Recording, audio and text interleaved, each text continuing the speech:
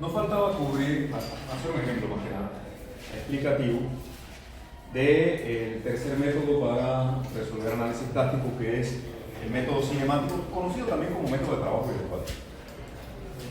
El método de trabajo virtual es una solución de límite superior. Y al igual que el método de equilibrio, nos va a permitir calcular de manera directa cuál es la carga de falla de una estructura. Y vamos a tomar la misma viga que estábamos analizando,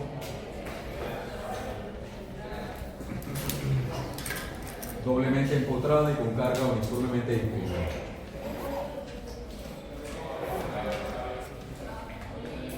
Y al cual le vamos a aplicar una carga W. Recordemos que tenemos como dato conocido la capacidad plástica del sistema.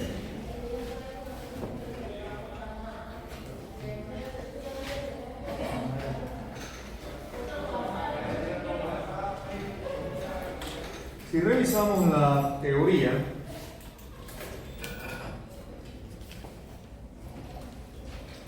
en la definición del método de trabajo virtual, en el teorema del límite superior, recordemos que se calcula la capacidad de carga a partir de un mecanismo de colapso asumido. Tenemos que partir de un mecanismo de colapso que vamos a asumir. Y cada vez que nosotros asumimos un mecanismo de colapso, estamos considerando la formación de articulaciones plásticas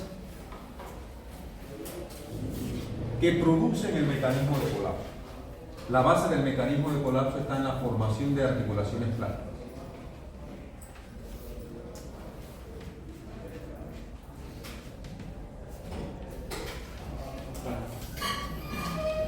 Cada vez que nosotros fijamos el momento en el momento plástico, en ese punto se va a producir una articulación plástica y tendremos entonces un mecanismo de colapso.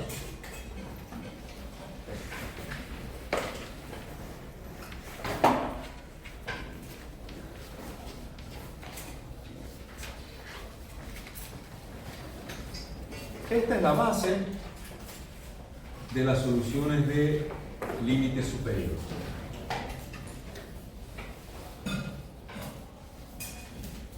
Entonces, el mecanismo de colapso que se va a formar en una viga, el mecanismo de colapso produce tres articulaciones por plano.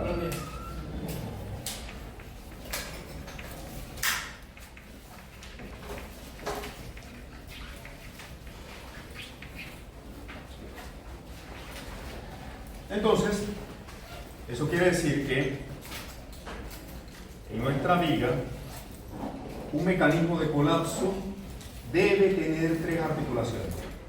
Si la viga tiene un solo plano, como en esta condición, se deben formar tres articulaciones para que se produzca el mecanismo de falla. Entonces aquí sabemos que se van a formar articulaciones plásticas en los extremos. ¿Por qué? Porque como vimos tanto en el método de paso a paso como en el método de equilibrio, inicialmente los puntos de mayor demanda de momento son los extremos, donde hay más rigidez. Eso lo habíamos visto. Entonces ahí se van a formar las primeras articulaciones plásticas. Entonces, la tercera articulación plástica, en este caso, por la simetría del problema, debemos esperar que se forme en el centro. Ahí ya yo tengo un mecanismo de colapso. Ahí está planteado. Donde están marcadas las rótulas, en estos 3 puntos, cada vez que yo denote una articulación plástica, ahí el momento habrá alcanzado la capacidad plástica de la estructura.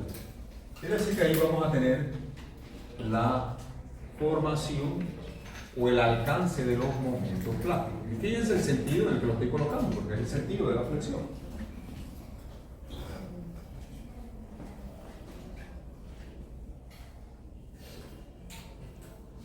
Vamos a llamarle a estos puntos punto 1, punto 2 y punto 3 en el medio.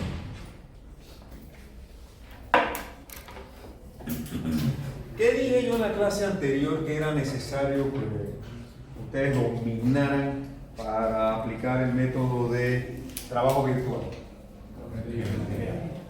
Y aquí la tienen. Trigonometría específicamente. El punto 1, el punto 2 y el punto 3 van a sufrir rotaciones. Vamos a llamarle Z1, Z2. Y aquí vamos a tener, no lo voy a dibujar, pero aquí en este punto también vamos a tener una rotación Z3 para no congestionar tanto el dibujo. La base del método de trabajo virtual, el método cinemático, está en igualar trabajo. El trabajo externo tiene que estar en balance o debe ser igual al trabajo interno. Ese es el fundamento del principio de trabajo virtual. Trabajo externo es el trabajo desarrollado por las cargas aplicadas. Es el causado por las cargas aplicadas.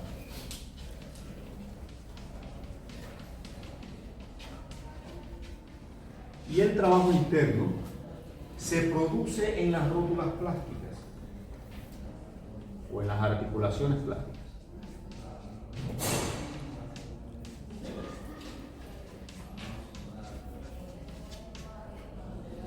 El trabajo externo, producido por las cargas, ustedes lo conocen porque las cargas son fuerzas. ¿Cuál es la definición de trabajo? Desde que ya han pasado por cursos de física en la secundaria, en la universidad, por estática, por todo eso. Fuerza por distancia. El producto de la fuerza por la distancia, más bien debiéramos decir el producto de la fuerza por el desplazamiento de dicho punto, en el sentido de la fuerza, es la definición matemática del trabajo.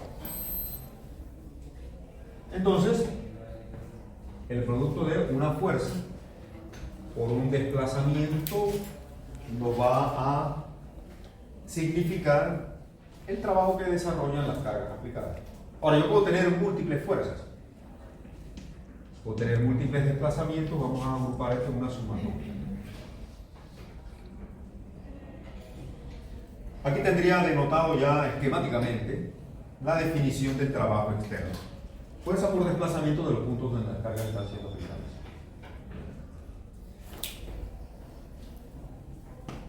El trabajo interno se va a desarrollar en los puntos donde se forman las articulaciones plásticas.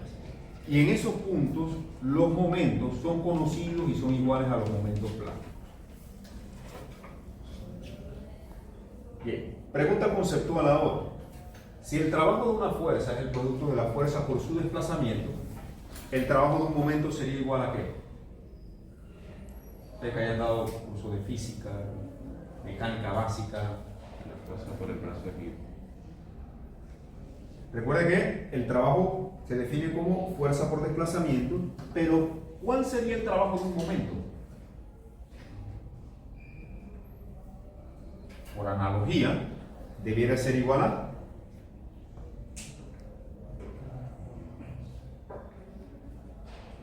esa pregunta más fácil de decir.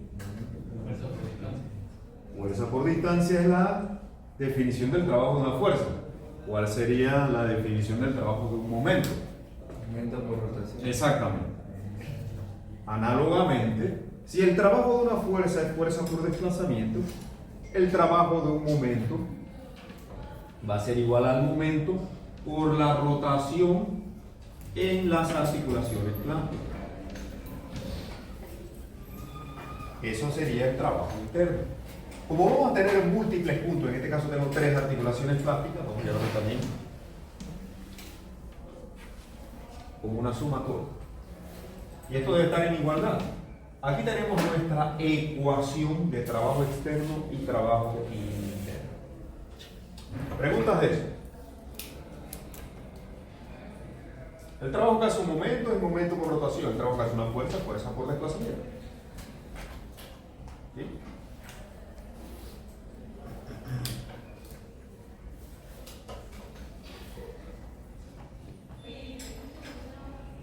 ¿Cómo determinamos ahora el trabajo? En este caso, ya siendo específico, vamos a aplicar esta ecuación a esta viga doblemente empotrada con carga distribuida. Yo tengo cargas, esto significaría cargas puntuales, ¿verdad? Sí. ¿Cierto? ¿Cómo haría para determinar el trabajo que hace una carga uniformemente distribuida?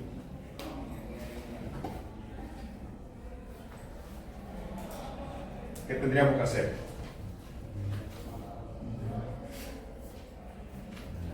Voy a hacer el dibujo nuevamente. Ya se está un poco congestionado. Habría que buscarlos en el central.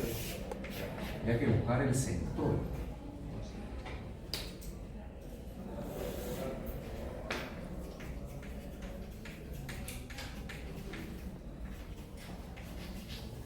Vamos a los conceptos básicos.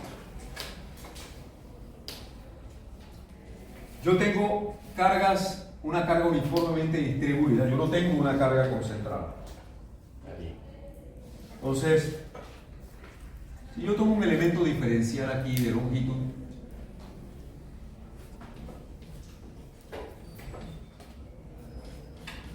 en ese elemento diferencial vamos a tener también un diferencial de fuerza, ¿cierto? Diferencial de fuerza, vamos a llamarle D. Que yo sé cómo calcularlo. El diferencial de esa fuerza va a ser igual al producto de la carga y el diferencial de longitud, ¿cierto? ¿Verdad? Nada nuevo también. Y estamos considerando que ese diferencial de longitud yo lo he tomado a una distancia, vamos a llamar X. ¿Bien? Esto es una sumatoria. Entonces, si yo pudiera descomponer mi viga en pequeños tramos, donde a cada pequeño tramo de ellos yo le calculo un diferencial de fuerza y los sumo todos, yo tendría el trabajo total caliente, ¿cierto? ¿Qué ocurre? Que aquí ya tengo representada la fuerza como dF, el producto de W por dx, es lo que usted ha hecho en estática siempre.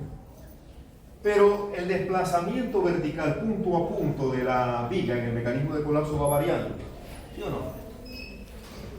Vamos a dibujar.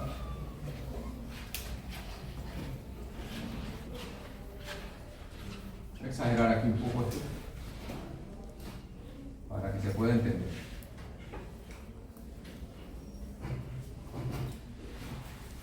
Vamos a ajustar un poco el dibujo para que se pueda apreciar bien.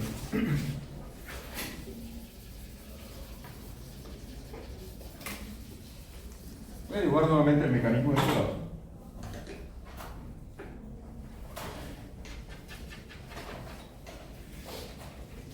Este está aquí a la mitad.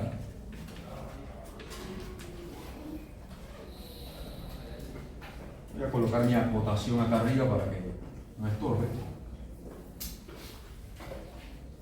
Bien, perfecto. Entonces, el desplazamiento de la fuerza diferencial de F a una distancia X es variable. Aquí a la izquierda es 0 y va aumentando linealmente hasta que llega a un valor máximo y luego comienza a reducir linealmente hasta que llega a 0. Esta delta es variable aquí. Vamos a llamarle delta en función de X porque ella varía con X. ¿Cierto? Usted a este nivel ya debe ser capaz de sacar sus propias ecuaciones para cualquier fenómeno que se presente. Casi siempre va a tener que plantear elementos diferenciales.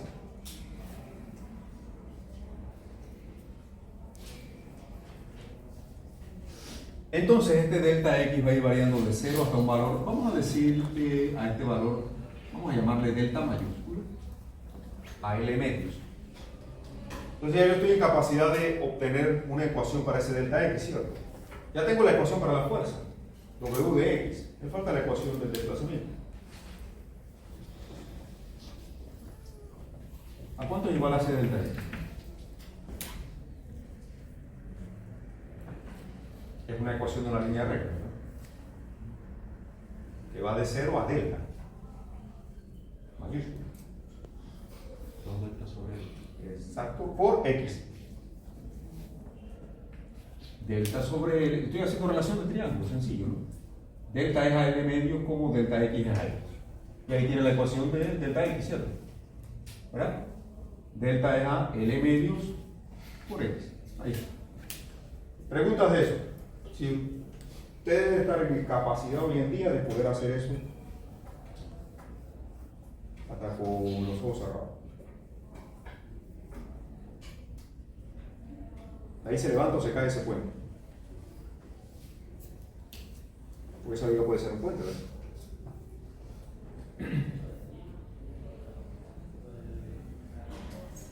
Listo, entonces observe. Ya tengo mi definición de fuerza, tengo mi definición de desplazamiento, puedo aplicar trabajo externo.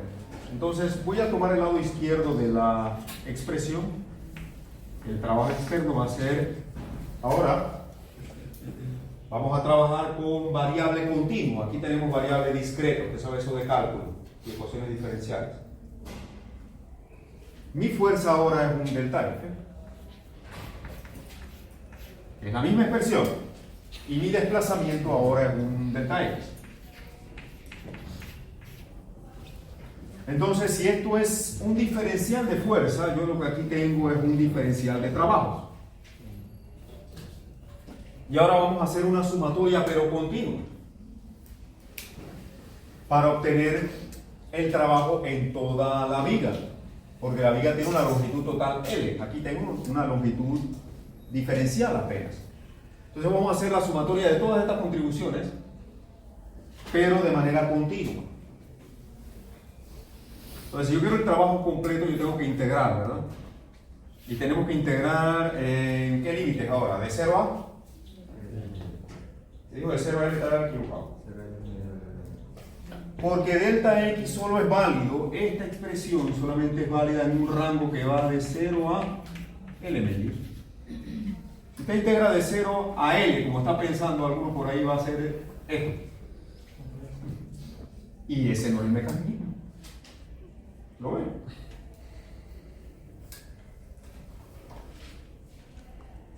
La buena noticia es que lo que yo haga de 0 a L medios es igual a lo que haga de 0 a L medios en otro sentido. ¿Pero qué tendría que hacer aquí? Ya usted se dio cuenta, ¿verdad? Mis límites irían de 0 a L medios y ese trabajo lo debo duplicar porque de L medios a L es lo mismo por la simetría del problema, ¿cierto? Listo, pues vamos a entonces desarrollar, esto ya sería el trabajo externo, así, dos veces la integral de 0 a L medios, vamos a reemplazar, ahora está una integral súper sencilla, ¿no? Yo tengo W de X aquí. Y de este lado tengo 2 delta entre L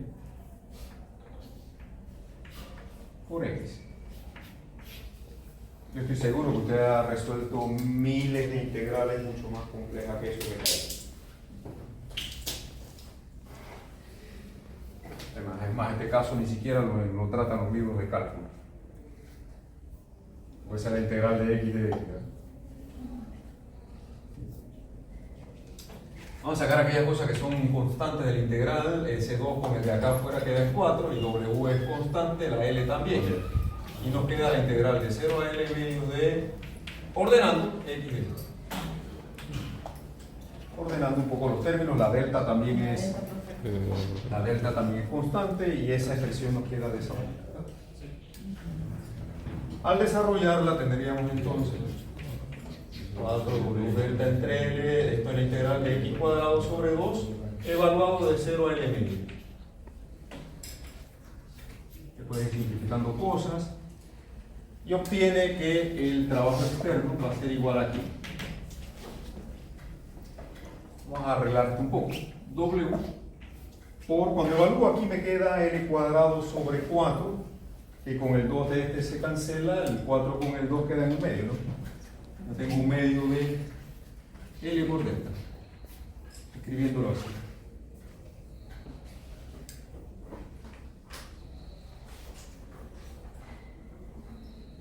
¿Qué representa la expresión dentro del paréntesis?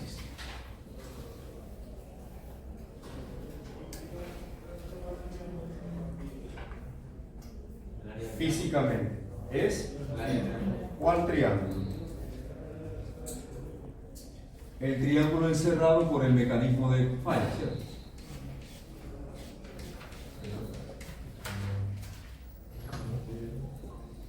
Un medio de L por delta. Claramente ese ve. Es el área encerrada por el mecanismo de falla.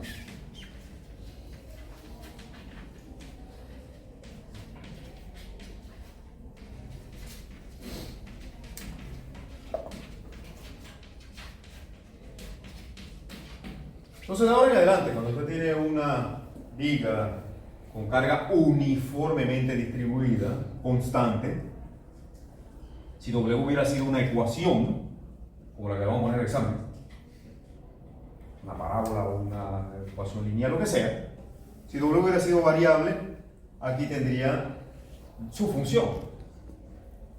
Y yo no lo puedo sacar del integral porque es función de x. Todo lo que sea función de x no lo puedo sacar del integral. Entonces voy a integrar todo. Pero cuando tengo el caso de carga uniformemente distribuida, el trabajo de una carga uniformemente distribuida es el producto de la carga por el área que encierra el mecanismo de colapso. Ya usted no tiene que integrar esto más nunca, ya su profesor lo hizo por usted. ¿Ah? Ya eso es conocido, una herramienta que usted agrega a su toolbox. ¿Preguntas?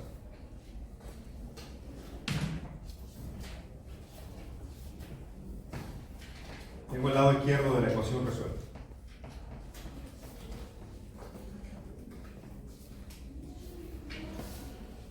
Vamos con el lado derecho, trabajo interno. Voy a hacer el dibujo nuevamente. En la práctica no es necesario dibujarlo tantas veces. Ustedes se dan cuenta que con una vez es suficiente. Pero ahora estamos haciendo las derivaciones correspondientes a nuestro análisis. Para explicar con detalle todo lo que está ocurriendo. Voy a dibujar mi viga otra vez y mi mecanismo de falla nuevamente.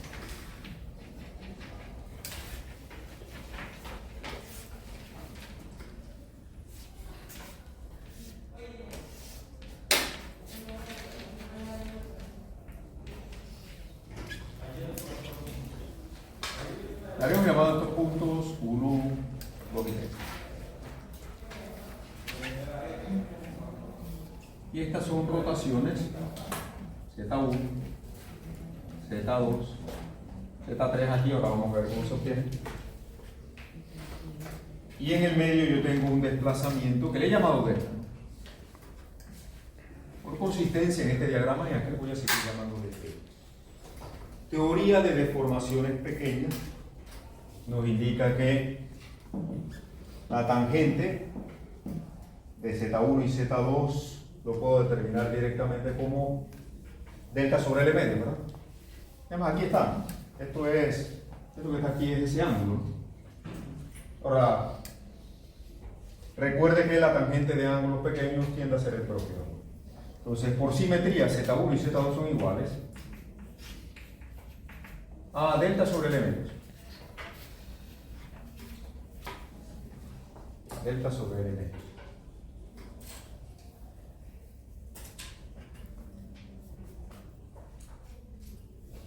En los puntos de articulaciones plásticas yo tengo momentos plásticos.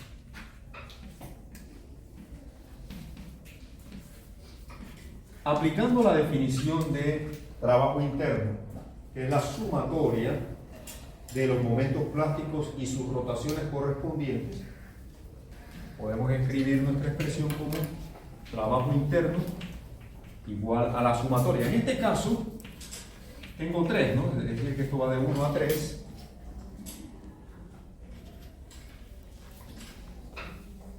De nuestros momentos plásticos, MPI por θ. Nuestra expresión va a tener 3 términos. Eso sí es una sumatoria discreta, porque tengo 3 puntos de formación de articulación plástica. Mi ecuación va a tener por ende 3 términos. En este caso es continua. Aquí es discreta. El momento MP es constante. MP me parece que yo lo podría sacar de esa sumatoria así como saco lo constante de acá, ¿no? Creo que aquí el símbolo de integral es una sumatoria discreta.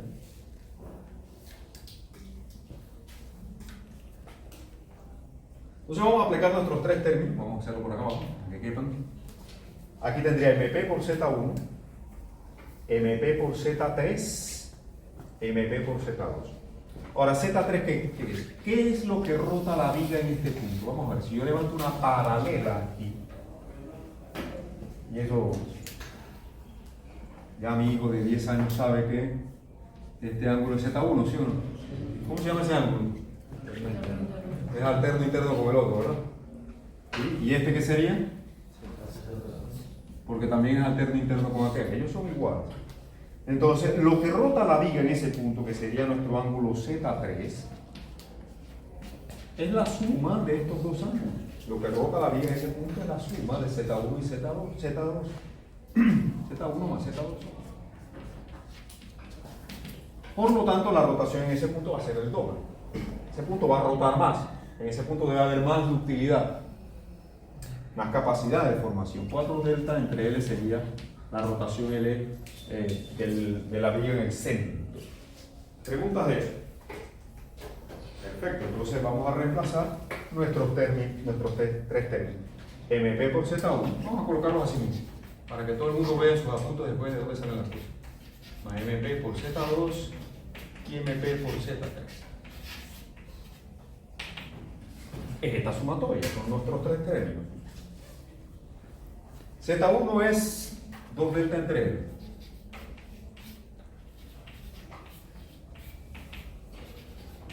Z2 también.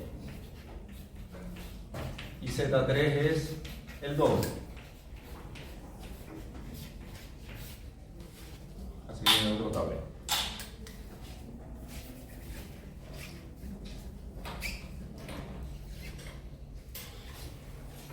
Uno más. Esto al final es 2, 4 y 4. 8 MP delta entre L. Tengo mi trabajo interno. Ya tenía por acá mi trabajo externo.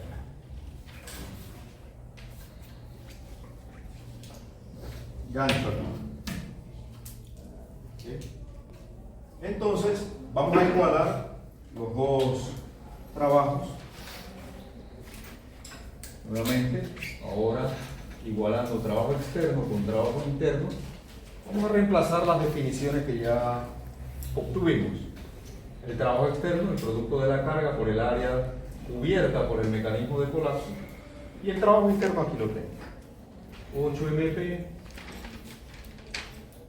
delta entre N. Se cancelan las deltas y obtenemos que la carga de colapso, que sería nuestra carga última, ¿no? ¿A qué va a ser igual? Revisen en las páginas anteriores de su apunte cuánto es el valor. ¿Y cuánto es aquí? No por magia, sino por matemática.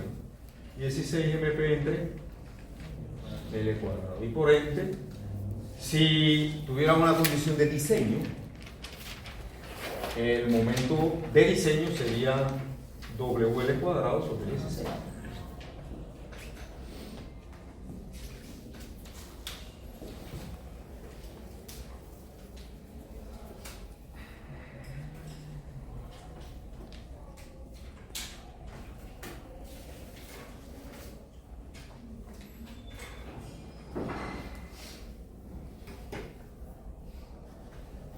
Por ende, el diagrama de momento del análisis plástico tendría momentos plásticos en el centro y en los extremos, Todos iguales a WL cuadrado sobre 16.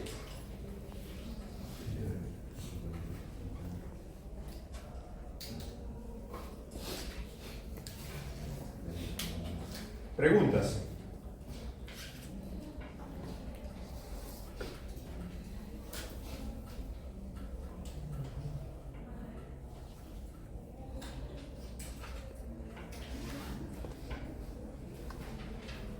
Preguntas.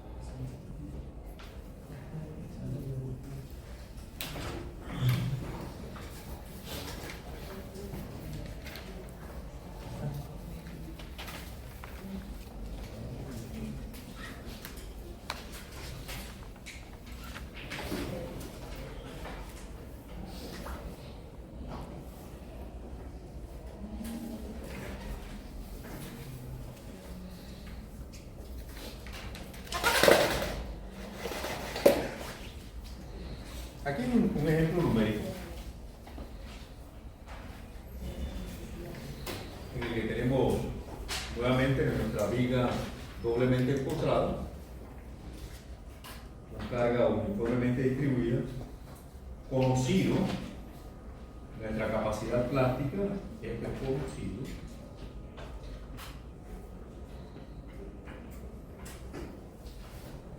Es decir, siempre consideramos que se sabe la resistencia del material, cuál es su módulo de sección plástica, es una propiedad. Recuerda que ambas variables son propiedades.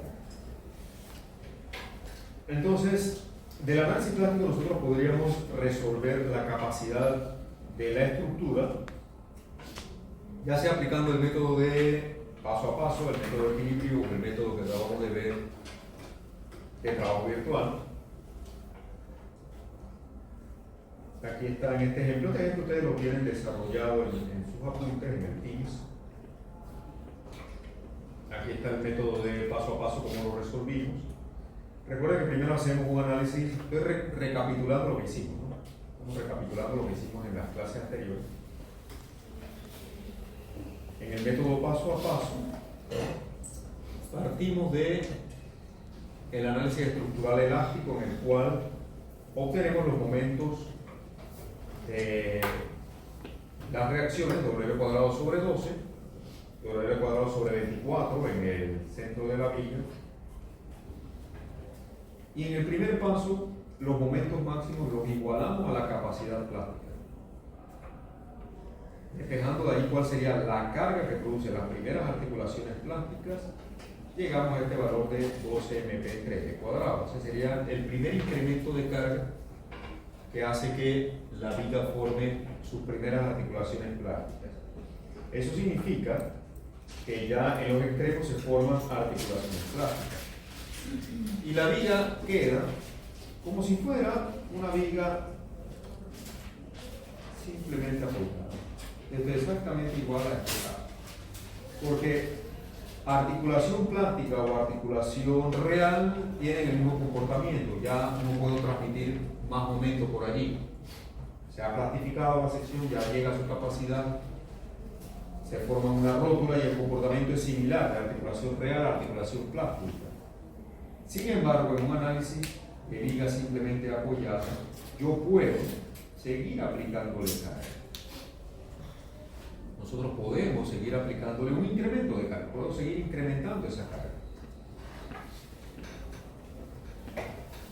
Y sabemos que una viga simplemente apoyada, el momento máximo, en este caso es la carga, delta W, L cuadrado sobre 8. Y esa capacidad nosotros la igualamos a la capacidad restante. Ya aquí, en el primer incremento de carga, cuando llegamos a la formación de articulaciones plásticas, la viga ha alcanzado la mitad de su capacidad en ese punto. Le queda la otra mitad. Entonces yo igualo el nuevo momento máximo con la capacidad remanente, la capacidad restante, el otro 50%. Y ahí expreso y encuentro que ese incremento adicional que le puedo aplicar de carga a la viga es 4 MP entre L cuadrado. Y se forma nuestra tercera articulación plástica ahora en el centro. Nuestra articulación plástica ahora en el centro. Bien, entonces, al sumar los dos incrementos de carga, el 12 MP entre L cuadrado y el 4 MP entre L cuadrado, tenemos el valor de 16 MP entre L cuadrado, tal como lo acabamos de hacer acá en el método de trabajo virtual. Si el problema es de análisis, la capacidad de carga, 16 MP entre L cuadrado. Si el problema es de diseño, el momento de diseño sería W cuadrado sobre 16. En un gráfico, si fuéramos ahora, si nos interesara en el método de paso a paso construir un gráfico de carga de formación, que es lo que hacemos experimentalmente en el laboratorio de estructura. Sí, lo único que esa vez no fuimos capturando las deformaciones, pero si fuéramos a construirlo, las lecturas serían la carga aplicada y la deformación de la viga correspondiente. Y podemos hacer ese gráfico de manera experimental. Entonces, hacemos un gráfico de carga versus deformación en el centro. Vamos a tener que la viga inicialmente va a estar elástica, se forma la primera articulación plástica, la viga pierde rigidez, la pendiente se hace cada vez más plana, y cuando llegamos al punto de máxima carga, la rigidez se hace cero aquí. Rigidez cero significa mecanismo de cuerpo. No es capaz de soportar más carga. Esa es la definición de mecanismo.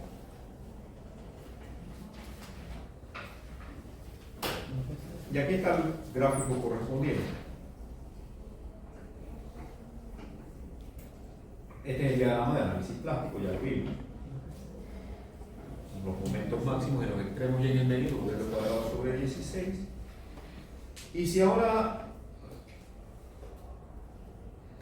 utilizamos el ejemplo para resolver un caso específico, podríamos analizar el comportamiento de cualquier viga. Vamos a tomar un white flange, una viga de acero, un perfil W21 por 50. Usted sabe lo que significan estos números, ¿no? Eso lo vimos en el curso pasado. 21 viene siendo ¿qué? Es una nomenclatura, ¿no? El peralte nominal en pulgadas, ¿no? Es que esta viga tiene 21 pulgadas si te agarras su reglita vas a ver que en esa regla hay 12 pulgadas, entonces esa viga es más que eso, ¿no? 21 pulgadas casi que son 50 centímetros, una viga como este tamaño, ¿no? ¿50 qué significa? El peso en libras por pie, en este caso, ¿no? O sea que un pie de esa viga ya pesa 50 libras. O sea, 3 pies de esa viga usted no lo va a poder levantar. Por eso esto se iza con grúas y usted ve en la construcción cómo se hace, ¿no? Es una viga de 21 por 50. Estas propiedades ya se conocen porque esa es una viga estándar. Si usted va al manual de acero, que lo vamos a utilizar en el curso de estructuras metálicas, Usted va al manual de acero, usted puede encontrar las propiedades de esta viga sin tener que estar calculándolas, sin tener que estar haciendo cálculo de teorema de ejes paralelos ni nada de esas cosas. Ya eso está tabulado y usted extrae del manual el momento de inercia, en este caso 984 pulgadas a la cuarta, aquí está el equivalente en metros a la cuarta, el módulo de sección plástico, y el acero del que está hecho esta viga tiene un esfuerzo de excedencia de 350 megapascales. Eso es lo mismo que 50 KSI. Y el módulo de elasticidad, ya de tanto verbo del acero, yo te se lo sabe, unos 200 gigapascales. Una constante. Entonces, con esa información, lo primero que yo puedo hacer es determinar cuál es la capacidad plástica.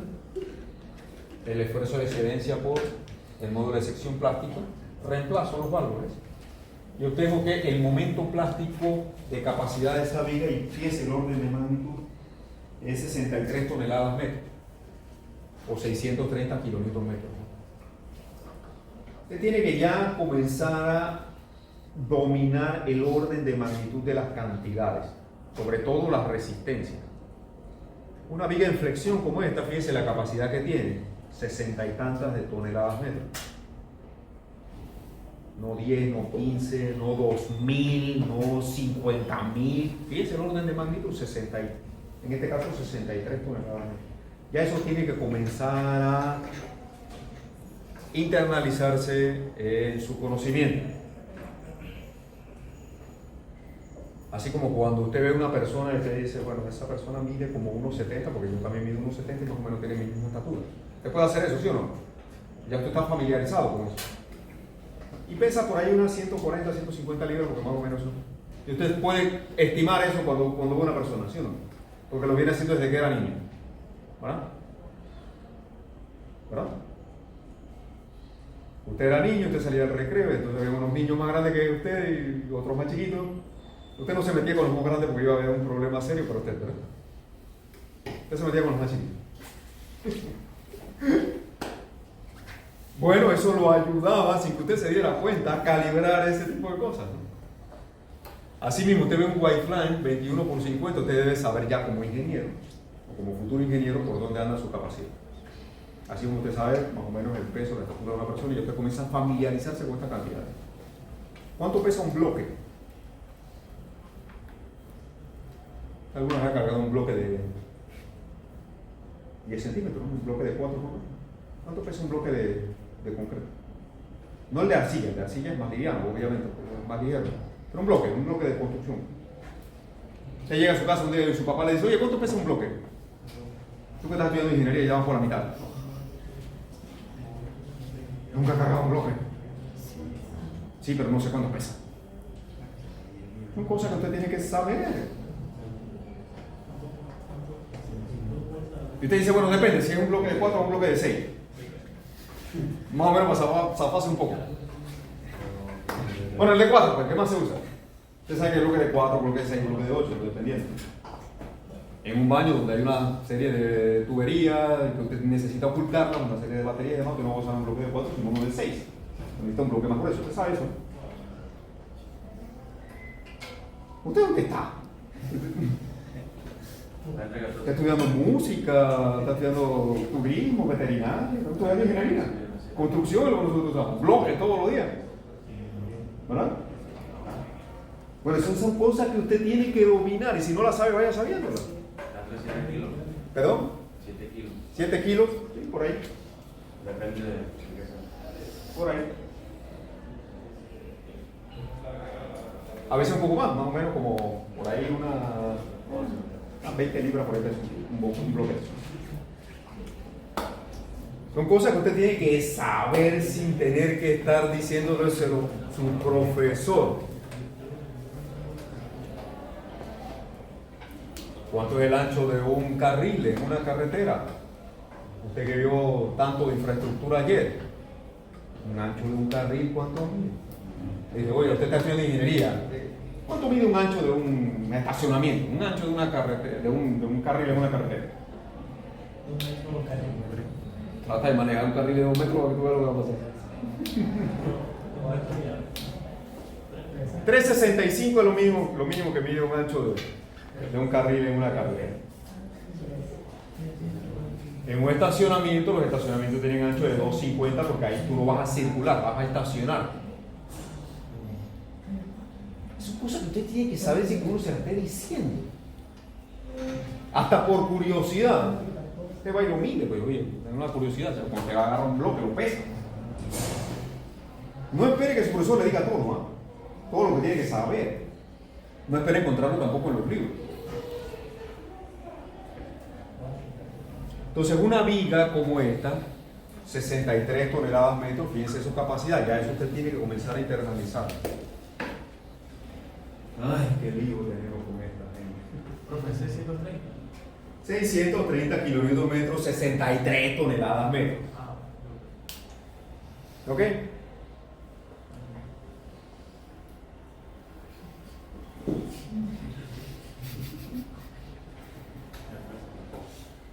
¿Sí o no? En las unidades que usted quiera trabajar. Entonces, si usted hace el análisis estructural de esa viga doblemente empotrada, para una viga doblemente empotrada, el desplazamiento, y esto yo lo exhorto a que usted lo calcule por el método de doble integral o el método de área-momento y llegue a este resultado. ¿Cuál es la deformación máxima de una viga doblemente empotrada con carga distribuida? W a la cuarta sobre 384 EI. Esto es un dato, pero usted puede derivarlo. Entonces, cuando alcanzamos esta carga, yo debo conocer cuánto es la deformación correspondiente. El primer intervalo de carga para formar la primera articulación plástica, recuerden que era 12 MP y 3 al cuadrado. Esta viga tiene, no se lo mencioné, pero el dato numérico, la viga tiene 6 metros. La que probamos en el laboratorio era la mitad de esta, tenía 3 metros, ¿verdad? ¿De acuerdo? Era un espécimen a escala, reducido. Esta viga ya sí tiene un tamaño estándar. ¿Cuánto es la luz que hay aquí entre columna y columna? Usted se ha preguntado de qué tamaño es el salón en el que usted pasa gran parte de su día. ¿Cuál es la luz que hay de columna a columna aquí? ¿Cuánto hay de aquí a allá? 5 metros quizás, o quizás no. De ahí yo digo que 6 metros. ¿Cuánto hay? ¿Cuánto es? Oiga, el ojo ya usted debe poder ver, visualizar eso, ¿no? ¿De qué tamaño son estos mosaicos?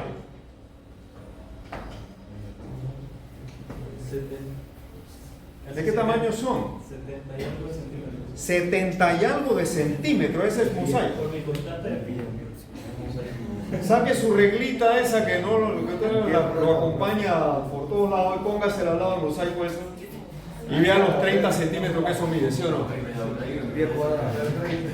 30 centímetros, ¿verdad? Un pie, 12 pulgadas. Cuente la cantidad de mosaicos que hay ahí. Multiplica por punto 30. Más o menos, 90 centímetros. Más o menos, entonces, ¿cuánto es aquí? No 5 metros, no 6 metros. Fíjate que es más. ¿Sí o no?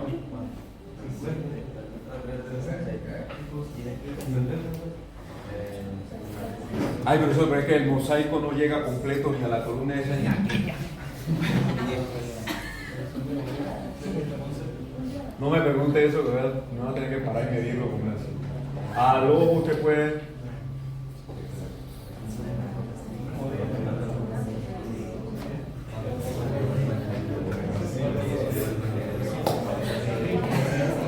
Esta viga tiene 6 metros. Acá ya, olvídese de esto. Préstele atención a lo que hay a su alrededor. Cuando sale por ahí, que viene en las mañanas y va para su casa después en la noche, esté pendiente de las cosas, por favor. No vaya por ahí. Mire lo que hay alrededor suyo. La ingeniería está allá afuera, no está en su teléfono. La gente que creó Instagram ya se hizo millonaria y usted está haciendo lo más millonario cada vez que está en eso. Ahora le toca a usted hacerse millonario.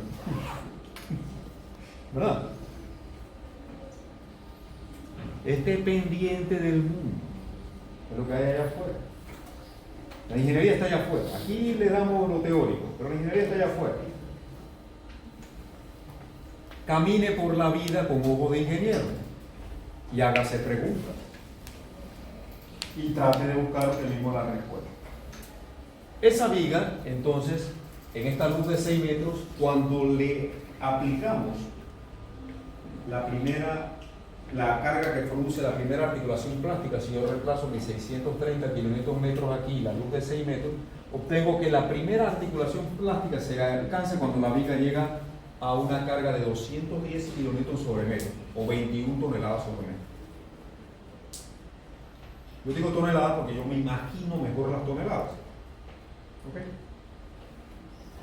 Y los newton todavía eso no entra muy bien en mi sistema cerebral, pero las toneladas sí.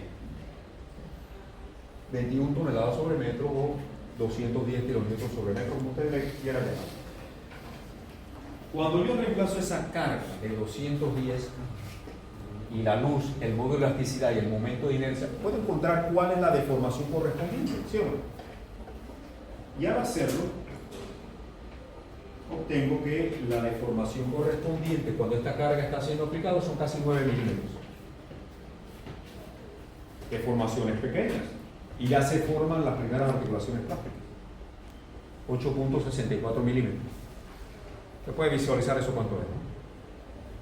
Pequeñito, ¿no? Menos de 1 centímetro. Acá, Rolando, viste que el mosaico no son 70 centímetros. Me confundió una vez. Sí, yo sé que te confundí. 8.64 milímetros, eso es pequeñito. Pero yo puedo seguirle aplicando carga. En la segunda articulación plástica se va a formar con un incremento de 4 MP entre L cuadrado, lo derivamos cuando reemplazo MP y la luz, 70 kilonewtons sobre metros, 7 toneladas más le puedo aplicar y se forma la segunda condición de articulaciones plásticas. La deformación de una viga simplemente apoyada, usted se acuerda de esto, ¿no? 5 sobre 384, W de la cuarta sobre I. Cuando reemplazamos esta carga aquí, la luz, módulo de elasticidad y momento de inercia, fíjense el incremento de la deformación, 14.4 milímetros adicionales a los 8.64. ¿Ya cuánto se ha deformado la viga en total? Más de 20 milímetros. ¿Sí? Más de 2 centímetros. La carga total entonces, cuando la sumo, los 210 primero y los 70 después producen una carga de falla de 280 kilómetros sobre metro y una deformación correspondiente de 23 milímetros. Y aquí tendría el gráfico. Aquí tengo mi historial de carga planteado de manera analítica desde 0 hasta la carga de falla que es 280 kilonewtons sobre metro. Esto nos da toda la información del comportamiento de esa viga. Si nosotros queremos limitar las deformaciones del comportamiento de la viga para que no llegue a formarse articulaciones plásticas, yo tengo que limitar mi carga a un valor máximo de 210 kilonewtons sobre metro. Porque si alcanzo 210 se van a formar articulaciones plásticas en los extremos. Si queremos evitar eso, la carga no puede llegar allá. Y si le metemos un factor de seguridad debe ser menos, ¿verdad? Por ahí quizás 200. Ya 200 sería como una zona de advertencia, ¿no? Si llegamos a 200 ya debemos saber que estamos cerca de la formación de articulaciones plásticas. Pero todavía tengo un remanente adicional, lo cual es bueno. Ahora, si la viga alcanza esta zona, lo que va a ocurrir es que se va a producir daño. Aquí tenemos respuesta elástica. Si nosotros cargamos la viga y la descargamos, en esta zona ella va a recuperar el 100% de su forma. Es decir que si cargamos y descargamos, la estructura en la parte elástica ya se va a cargar, pero va a regresar por ahí mismo a cero si es descargada. Lo que ocurre todos los días en este edificio. Nosotros llegamos aquí y pasamos todo el día en el edificio y lo cargamos, ¿sí o no? En la noche nos vamos y el edificio queda con cero carga. ¿Verdad? Esto es exactamente lo que ocurre. Como no llegamos a la zona de formación de articulaciones plásticas, usted ve que la losa y el edificio están de la misma forma cuando venimos toda la mañana. Porque estamos dentro de este rango de carga. Nuestras estructuras, en el uso cotidiano, es importante que la carga que reciben no llegue a producirle comportamiento inelástico. Sino cada vez que llegamos aquí, si lo cargáramos por acá, veríamos grietas nuevas, como lo que hicimos en el laboratorio, ¿cierto? Que cargamos hasta la falla, la estructura, ¿verdad? Entonces, ¿usted cree que es importante esto? Súper importante. Usted no va a poder vivir ni comer sin esto.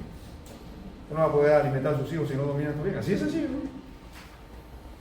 Porque esto es la base fundamental. Si nosotros cargáramos esta estructura ahora, en otro escenario de carga, si la cargáramos hasta 250 llegaríamos así, ¿no? Como por aquí quizás, ¿no? ¿Verdad?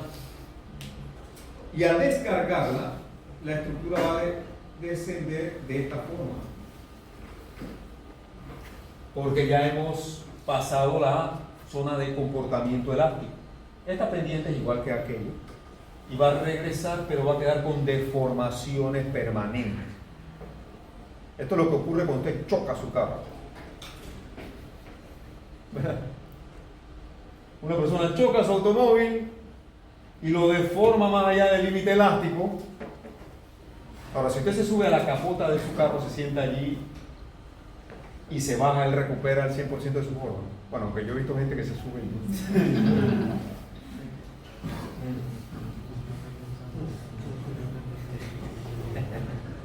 Es una persona de peso normal y un auto de resistencia normal. Pero en un accidente, usted estrella su carro porque estaba manejando fumado y lo estrelló contra un poste, ¿pues qué va a pasar? No lo haga, ¿no? No lo haga, cuide su vida y la vida de los otros, ¿no? Sea responsable. Excede el límite elástico y va a quedar con deformaciones permanentes. Esto solamente lo arregla un chapinter.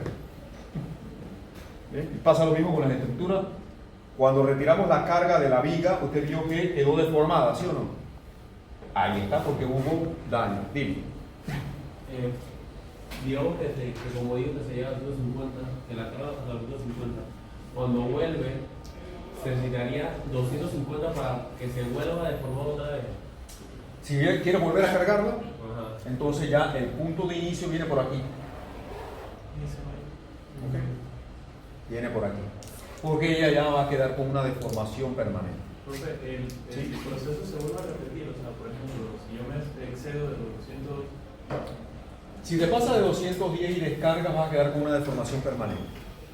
O sea, la viga no regresa a cero, queda con una deformación que podríamos estimar cuánto es. Matemáticamente lo podemos sacar. Entonces, si le aplico carga nuevamente, entonces el procedimiento va a venir ahora partiendo de aquí. El nuevo escenario de carga sería este. ¿Ok? Pero si no lo llevo más allá de... Si llegas hasta este punto, ella regresa por ahí mismo. Pero ya está deformada, ¿no? Ya está deformada. Pero si llego por acá, entonces va a producirse esto.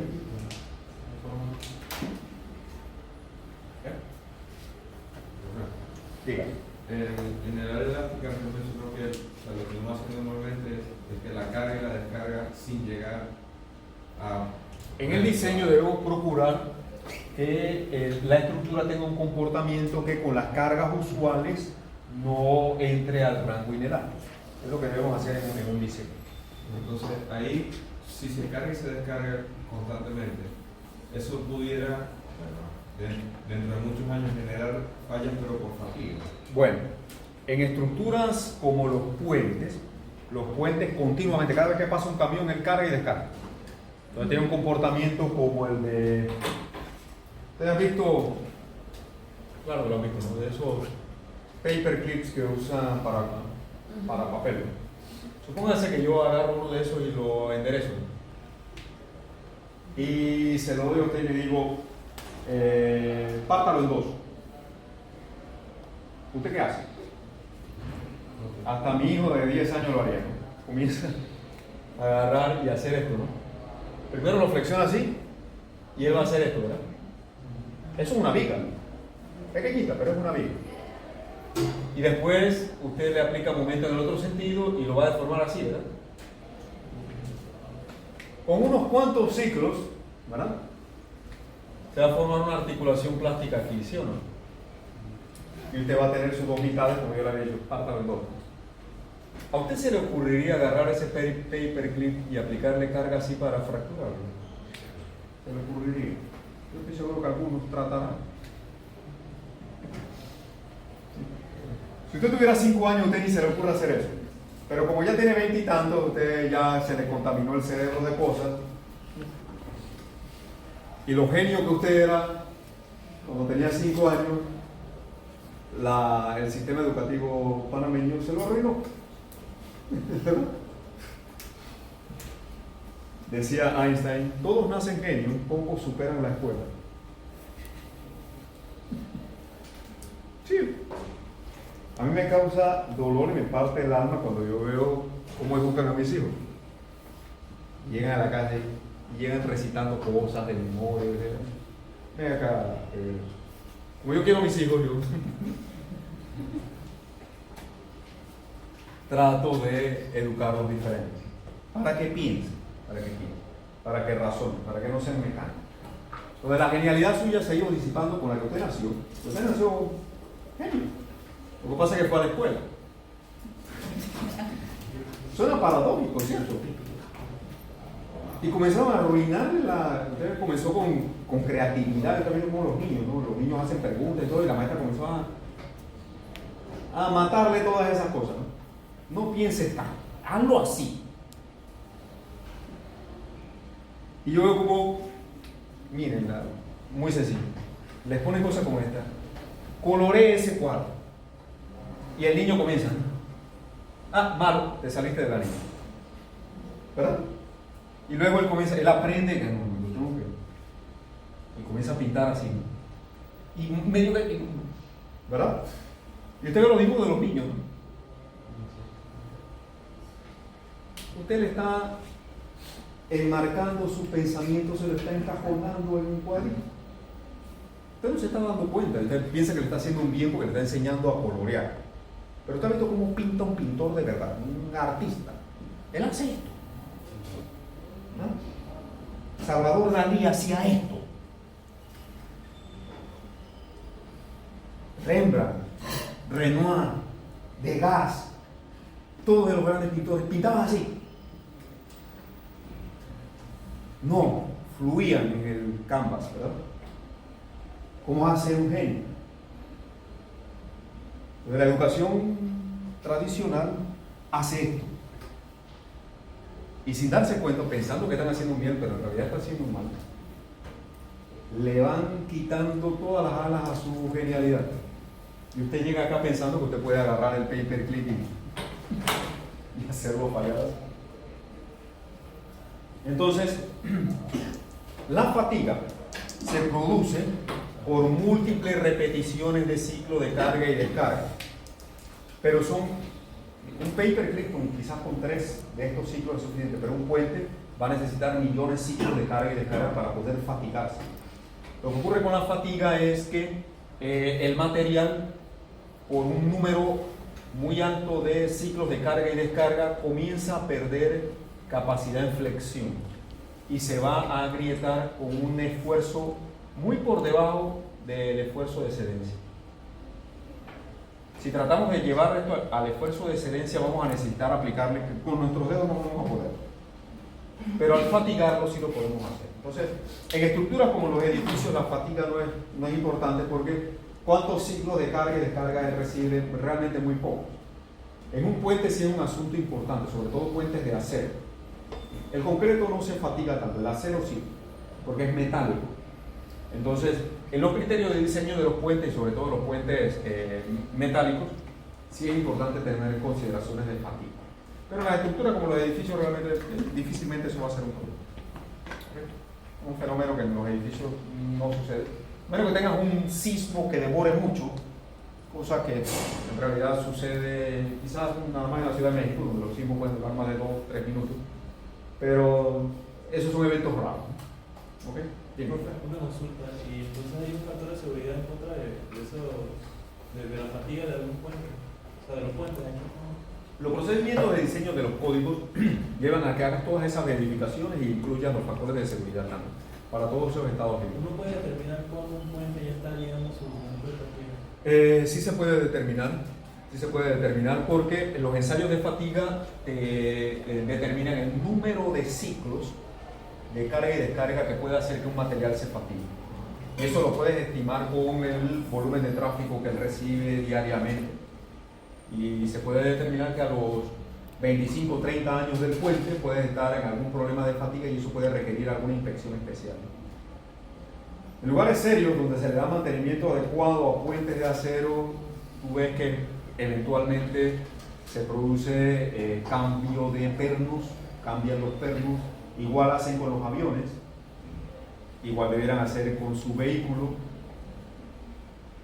te lo lleva a mantenimiento, o un avión después de tanto número de vuelos, van a ir algunos pernos en zonas críticas, son cambiados, aunque se vean bien. El mantenimiento panameño se ve bien, pero usted no ve lo que está sucediendo allá adentro y puede estar a punto de fatigarse. Pero ¿ya qué se refieren cuando dicen que la estructura entraría en daño crítico a 2.425 años? Ese número lo he escuchado mucho en las últimas conferencias y no sé a qué se refieren con eso. Cuando tú escuchas el término periodo de retorno de 2.475 años, ninguna estructura está diseñada para durar 2.475 años. Entonces, el periodo de retorno está asociado con una probabilidad de ocurrencia estadística. 2.475 años significa que la estructura tiene un 2% de probabilidad de falla en un periodo de 50 años. Esto tiene una equivalencia. 2% probabilidad de falla en 50 años equivale a un fenómeno que puede ocurrir cada 2.475 años. Entonces, nosotros diseñamos para un periodo de 50 años un puente como el puente sobre el canal se debe diseñar para 100 años. Entonces, eso quiere decir que si yo construyo 100 estructuras idénticas a esa, en un periodo de 50 años, quizás 2 de ellas pueden tener un problema. O sea que eso es bastante bajo. Esto es una equivalencia matemática, eso tiene un logaritmo natural por ahí, si te interesa te puedo dar la fórmula por ahí. ¿Qué quiere decir esto? Que para propósitos de diseño sísmico, nosotros estamos considerando en el diseño sísmico un evento que tiene una probabilidad de ocurrencia de una vez cada 2.400 años. Es más, esto es para estructuras especiales. Los edificios se diseñan para un sismo de un periodo de retorno de 475 años. 475 años significa un 10% de probabilidad de falla en 50 años. Esto es una equivalencia. Con esto nosotros diseñamos. Eso quiere decir que el sismo con el que nosotros diseñamos las estructuras ocurre cíclicamente a aproximadamente casi cada 500 años. O sea que estamos pensando en un fenómeno que se puede repetir cada 500 años, aproximadamente. Ahora, recuerden que estas son estimaciones estadísticas. El sismo de cada 500 años puede que no lo vean ni ustedes, ni sus hijos, ni sus nietos, pero también puede ocurrir en los próximos 5 minutos. ¿Se entiende, no? Entonces la estructura debe estar preparada para poder disipar esa energía. Un puente como el puente sobre el canal debe estar diseñado para un evento sísmico más raro todavía. Uno que tenga un periodo de retorno de 2.475 años. Ahora, esto es para tener una idea matemática del orden de magnitud. Eso no significa que eso caga con el reloj en mano, porque la geología no es así. Esta es una estimación matemática para nosotros poder diseñar la estructura. Bien, pero no piense que eso es lo que va a ocurrir. Puede que ocurra, puede que no. Pero para hacer los cálculos matemáticos sí hay que darle una forma de una estructura matemática a la probabilidad de ocurrencia. Acá. ¿Hay alguna manera de recuperar un material que ya haya sido fatigado? ¿O solo se recicla y...? La fatiga es falla. La fatiga es falla. Si tienes un perno fatigado, ustedes han pasado por algunos puentes de acero aquí en Panamá Ustedes saben que es un puente prefabricado, como el que están rehabilitando en San Miguelito y otro que hay por ahí en Pedregal y demás. Cada vez que usted pasa, usted escucha. Esas son las planchas de acero, ellas están fijas por los pernos, pero los pernos se han descabezado, se han perdido y hay que reemplazarlo. Una vez un material se fatiga, hay que reemplazarlo, eso no tiene arreglo. Creo que está fallado. Pero, por ejemplo, digamos que un tornillo se fatiga, ese tornillo... Hay que reemplazarlo. Hay que reemplazarlo porque una fatiga es falla. No sé si, pero se reemplaza y por ese tornillo fatigado se puede, digamos, fundir. Ah, claro. el tornillo. Eso es chatarra. Eso se puede reciclar. Como profesor, pero la primera vez, ayer, en la última charla, digamos, hablamos sobre la probabilidad de falla, y él mencionó que el diseño del puente estaba dominado por Por el sismo, por el sismo, por pero la probabilidad- masa del puente. Pero si la probabilidad de falla es tan baja, ¿por qué eso domina el diseño? Buena pregunta. Segunda ley de Newton. ¿Aquí es igual? El sismo es un problema dinámico. ¿Sí? Tú tienes un edificio y vamos a tener una aceleración de entrada en la base. Va a comenzar a vibrar la corteza terrestre y eso le va a llegar a su edificio, en la base. Entonces, esa vibración va a mover el edificio. Entonces, él va a comenzar a deformarse, ¿no? Si le tomáramos una foto instantánea del edificio durante el sismo, podríamos tener esto. En otro instante va a estar en otro lado. Entonces, ahí hay movimiento. Entonces, el edificio va a responder con una aceleración. A mayor masa, mayor es la fuerza sísmica que se produce. Esto es un efecto inercial. Entonces, ¿se acuerdan de sus problemas de física, ¿no? Y de dinámica? Fuerza igual a masa por aceleración. En un puente como los puentes sobre el canal hay una gran masa porque es una estructura grandísima. Entonces, lo que se busca es que la aceleración se mantenga lo más baja posible. Por eso en las pilas del puente, si ustedes se fijaron, el puente tiene una estructura de repente así, sobre unas pilas, ¿no? Y por aquí vienen los vehículos, ¿no? Bueno, por acá vendrá la torre, donde están los tensores y demás, ¿no? ¿Sí? Se ve, ¿no? Ahí iría el sentido del tráfico. Simplificando un poco. Ustedes van a ver aquí que se colocan unos aisladores de base.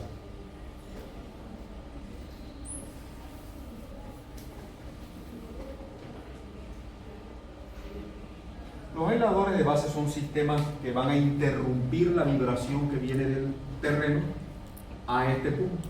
Entonces, cuando esto trata de vibrar, no le transmite vibraciones a la superestructura y es un sistema de protección. Entonces, lo que se procura es que todo el movimiento se disipe en estos elementos flexibles.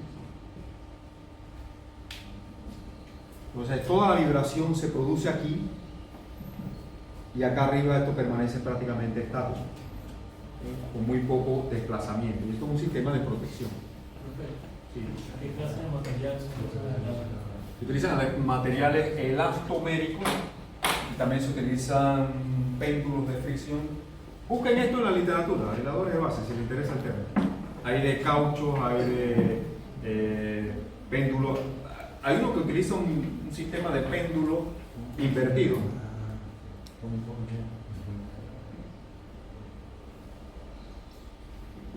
También hay de caucho y plomo,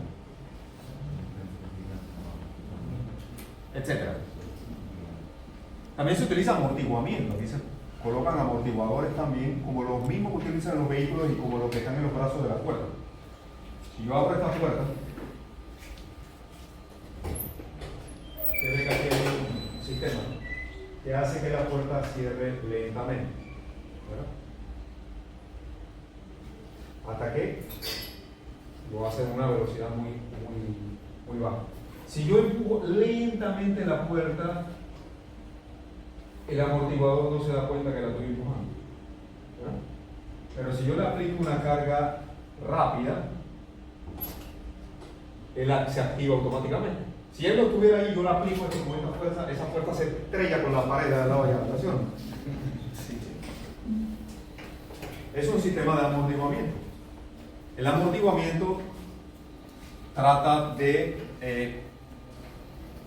en un pistón yo tengo fuerza igual a constante de amortiguamiento por velocidad. Entonces, tratamos de incluir aquí un elemento que cuando yo aumento la velocidad hace que la fuerza se disminuya y disipa energía. Esta es la misma, esta es otra ley, ¿no? Otra ley donde tengo fuerza, acción y propiedad. Pero con esto diseñamos los amortiguadores.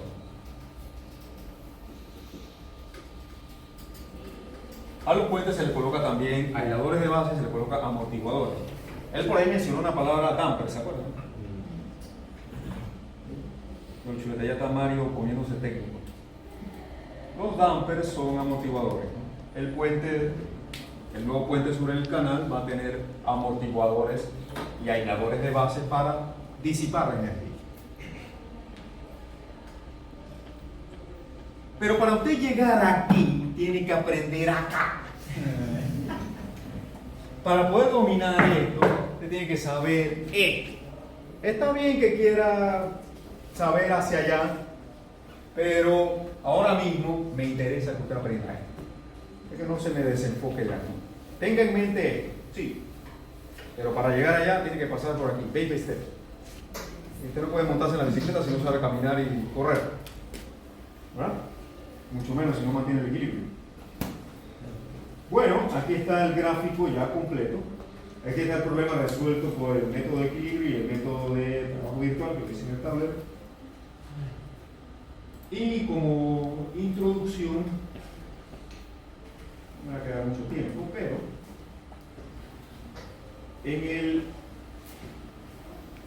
Teams ustedes también van a ver este problema. Antes de explicar los minutos que quedan, la próxima clase que nosotros tenemos el día martes. Ese día vamos a tomar 45 minutos, la primera hora, para aplicarle la prueba diagnóstica. Algunos la han hecho otros años, ¿no? Ya, conmigo. Bueno, vamos a aplicarla esta vez el día martes próximo. Traiga un dispositivo, su celular con conexión a internet, una tablet, una computadora, lo que con lo que te quiera. Es un formulario en Forms con yo no sé cuántas preguntas tiene, pero 45 minutos de poder resolverlo. No necesita estudiar, esto es como el antidoping. Vaya al baño, me trae su muestra y lo analizamos. No se le avisa a nadie. Yo nada más le estoy avisando que traiga un dispositivo para que se pueda conectar. Yo les voy a enviar el enlace ese día por Teams. Lo voy a colocar en la mensajería de Teams. Usted entra, le da clic ahí y responde las preguntas. Hay que hacer algunos cálculos en algunas preguntas, pero son cosas muy sencillas. ¿Sí? Se le preguntan cosas como esta. Tiene un triángulo rectángulo con una base de 3 pulgadas y otro cateto de 4 pulgadas. ¿Cuánto es la hipotenusa? Usted se ríe, pero el 50% de los estudiantes del tercer año de esta universidad sacan mal ese problema. Usted se ríe, pero la mitad de aquí lo va a sacar mal. Usted se ríe.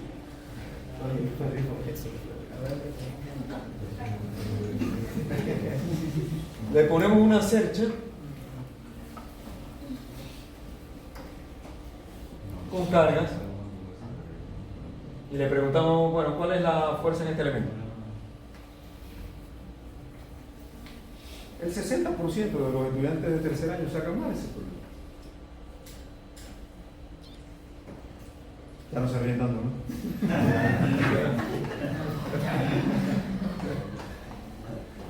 Bueno, pregunta como esa no venía en esa prueba. Eso debe poder resolverlo sin que se haya estudiado en un libro, ¿no? Acá los que no vieron el círculo de Mohr, se van a preguntar un par de cosas del círculo de Mohr. Como usted ya debe saber.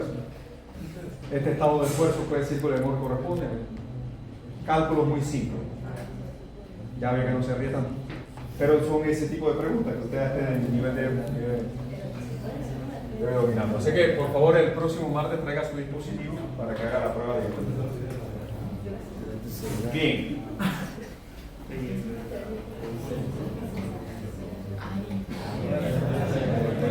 Ese es un examen que usted debiera poder sacar más de 90 puntos sin ningún problema.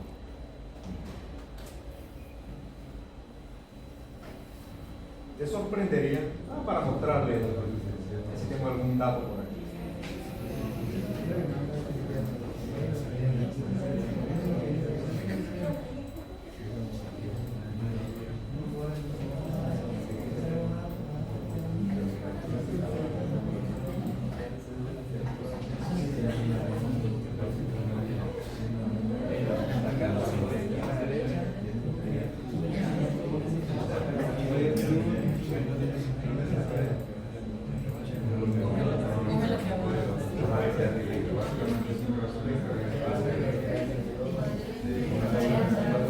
Sí, lo que le decía, ¿no?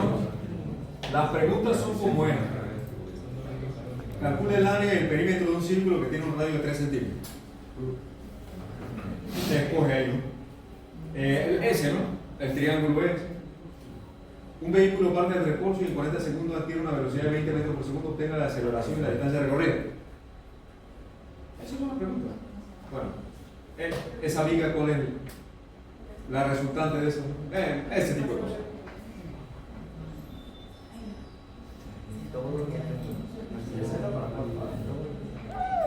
Nosotros la hemos hecho en todas las carreras de ingeniería y de licenciatura de esta facultad, que son 11 carreras en total. En el 2022, el promedio en ese tipo de pruebas, con esas preguntas, fue de 61, el promedio. El año pasado fue de 68.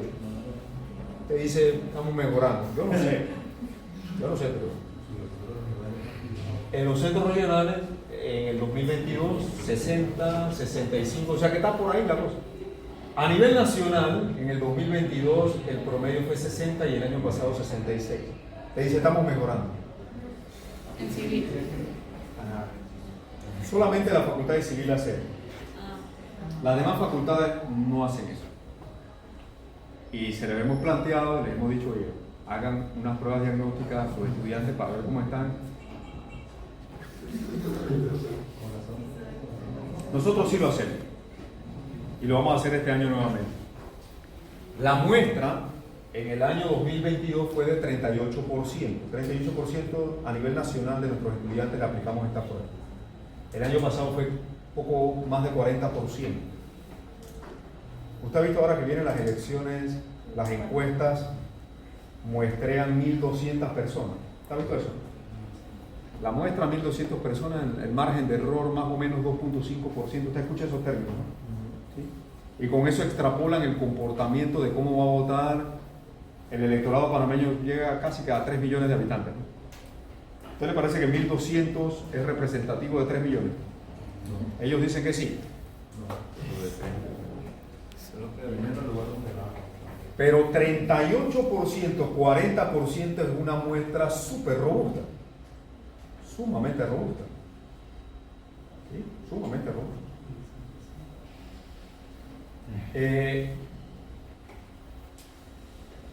A mí esto me indica que hay deficiencia de conceptos básicos profundos. Las demás facultades prefieren mirar para otro lado. ¿Usted sabe lo que ocurría? Bueno, es un apasionado de la historia. En la antigüedad, en la época del Imperio Romano,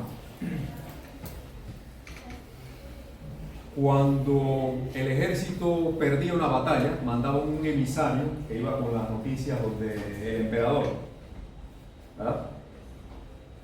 Si ganaban o perdían, ¿no? Si la noticia era que habían perdido, ¿qué cree que le sucedía al emisario? Lo atravesaban con una lanza. ¿Por qué? Porque al emperador no le convenía que esa mala noticia se divulgara. ¿Te ha ido el refrán en inglés? Don't kill the messenger. No maten al mensaje. A nadie le gusta tener portador de malas noticias.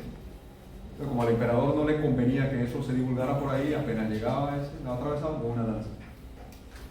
Los de las demás facultades no quieren prefieren no saber. Porque en las noticias se dice por allí, ¿no? que UTP es la mejor universidad del país, que bla bla bla, que tenemos los mejores profesores, los mejores estudiantes del país, las mejores instalaciones, que vaya ahí somos una universidad privada, bla bla bla bla. Bueno, eso es lo que.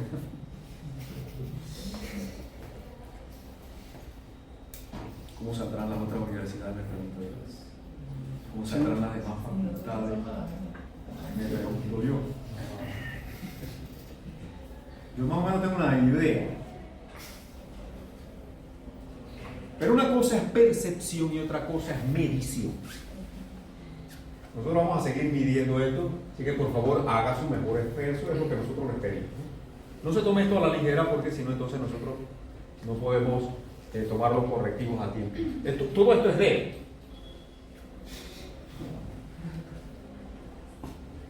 Y yo no sé usted, pero a mí no me pone contento una vez. Me pone contento una vez. B, no me voy satisfecho. A, de ganar así. No puede apuntarle a una B, una C, una D. Apunte a lo alto, no. No, yo con mi C estoy contento. ¿Se de contento, profe?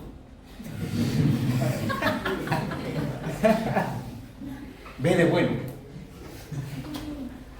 Aplíquese, por eso yo siempre le digo, aplíquese con A. Haga su mejor esfuerzo. Haga su mejor. No haga esto a la ligera, no haga esto a lo loco. Porque entonces nosotros agarramos esos resultados y se los enviamos al profesor suyo, a todos los profesores. Ahora mismo esto lo están aplicando, desde hoy lo están aplicando en toda la facultad, a nivel nacional. Tengo gente en los centros regionales aplicando esto por todos lados. Estimamos que más de 2.000 estudiantes van a hacer esta prueba en la facultad de civil, en todas las 11 carreras a nivel nacional. Estos resultados nosotros se los enviamos al profesor. Aquí está cómo está su grupo, para que el profesor vea, oye, la verdad que usted está bien grave en geometría y en cálculo ni se diga. Vamos a reforzar. Esa es la idea, porque no solamente basta con medir, sino también reforzar en donde se necesita reforzar. Para eso son las mediciones, ¿no? Para lo que no se mide no se mejora, usted sabe eso, ¿no? Entonces nosotros vamos a seguir aplicando esto. Esto lo hicimos a raíz de la pandemia en el 2022. Recuerden que regresábamos de la pandemia y en pandemia ocurrió de todo. Habían profesores que se esmeraban mucho en hacer clases virtuales que no hacían mucha diferencia entre lo virtual y lo presencial. Había profesores que se esmeraban mucho y utilizaban bien las herramientas que existen para que usted pueda dar una clase virtual de calidad. Eso hubo. También había profesores que mandaban audio por WhatsApp a sus estudiantes. Y esa era la clase. De eso también hubo. Y usted sabe que aquí hay toda clase de profesores. Y también hay toda clase de estudiantes. Nosotros vimos de allá para acá también toda clase de fraudes. Y los índices académicos de la gente hicieron un boost hacia arriba. Todo eso hubo. Yo puse 0 en cantidad de gente que veía copiándose porque los exámenes eran idénticos. Me pasó una vez un chico que iba resolviendo un problema, iba repasando 2, 2, 2, 2 y por acá como que el 2 le salió así, ¿no? Iba haciendo, bueno, realmente era así, hacía el 2 así, así, así. Entonces, por aquí, en el desarrollo del problema, el 2, no sé, cuando le mandó la copia a los demás, o el que lo desarrolló, que podía ser alguien fuera de la clase, ¿no? Y de ahí en adelante el 2 se transformaba en un alfa.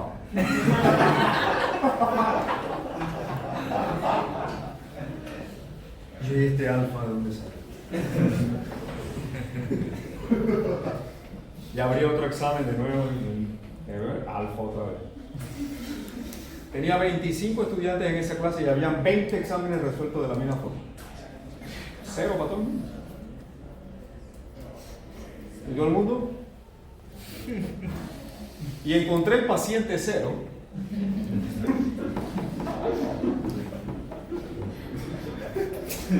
Y lo llamé por videollamada. Sí, pero fue que yo hice el examen. Yo voy a poner 0 en este y en el próximo. El muchacho se retiró del curso. Porque tiene que haber consecuencias de los actos. Esto es lo mismo que robar. Te dice robó pero hizo. No, aquí roba y se queda. Es la consecuencia. Entonces hubo de todo. Entonces por eso hicimos estas mediciones para saber por dónde andar. Lamentablemente la administración anterior no hizo estas pruebas, o sea que no sabemos. Esto lo hicimos nosotros entramos al decanato en el 2022. Lo primero que hicimos fue esto. Y lo hemos mantenido haciendo y lo vamos a seguir haciendo. Lastimosamente no tenemos una línea base antes de la pandemia como para saber si esto ya estaba así de grave antes de y la pandemia lo acentuó, yo no sé. Pero ahora sí estamos viendo como una tendencia. Yo espero y abrigo en mi corazón la esperanza de que del 66 ahora subamos al 70 y algo. Yo no sé qué va a pasar, tiene el tercer dato. Como 60, 66, si la cosa regresa a 60 ya no estamos haciendo nada. Así que por favor haga su mejor esfuerzo. ¿Sí? Bien, vamos a quedar aquí, no voy a tener chance de entrar a ver este problema, pero lo vemos en la próxima.